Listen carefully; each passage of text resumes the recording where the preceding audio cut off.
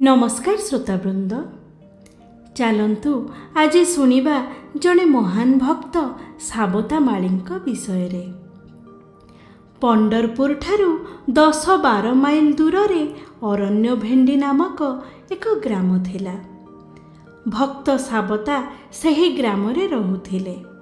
तांको पितांको नाम थिला परशुबा। से 1250 मसीह रे जन्मग्रहण करिथिले।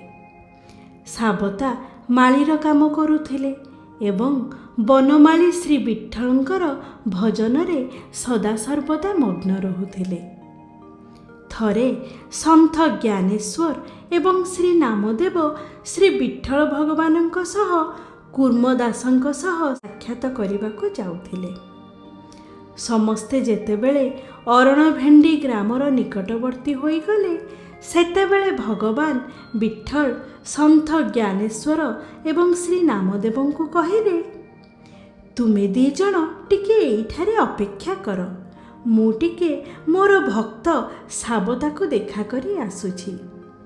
एहा कही भगवान साबता माली निकटरे पहुँचिले एवं तांकु कहिले, साबता तू मते शीघ्र केउठारे लुचाई दे, 2 जण चोर मो पछरे पड़िछंती। एहा सुनी साबता शीघ्र पाखरे पड़िथिबा एक धारुआ खुरपी आनी निज पेट काटी देले एवं निज पेट भितरे भगवानंको लुचाई देले एवं निजे गोटिए चादर घोड़ाई बसी पड़िले। एपटे उभय ज्ञानदेव एवं नामदेव भगवानंकर प्रतीक्षा करिथांती। भगवानंकर आसीबारे अधिक विलंब हेबारु उभय साबता मालींको गृह को गले। उभय साबतांको गृह रे पहुँची देखिले जे साबता हरिनाम कीर्तन रे मग्न। संत ज्ञानेश्वर एवं नामदेव अनुभव कले जे भगवान विठ्ठल निश्चय एठी केउठी लुचि रहिचंती। उभय साबतांको प्रार्थना कले, भाई आपण टिके आंभ 2 जणंकु भगवान श्री विठ्ठलंकर दर्शन कराई दियंतु। एहा सुनी साबता निज पेट भितरु भगवानंको बाहर को आनिले।